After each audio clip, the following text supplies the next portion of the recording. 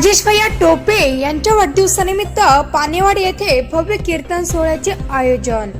Ram Sawant B21 चे नारायण ब्राह्मणे राणी उच्चगाव जिल्हा परिषद सर्कल मध्ये जिल्हा परिषदेचे माजी सदस्य राम सावंत यांनी महाराष्ट्र राज्याचे माजी सार्वजनिक आरोग्य व कुटुंब कल्याण मंत्री राजेश टोपे यांच्या वाढदिवसानिमित्त पानेवाडी येथे आज रात्री हरिभक्त परायण रामराव महाराज ढोक यांचे भव्य श्रीहरी कीर्तनाचा सोहळा आयोजित करण्यात आलेला आहे।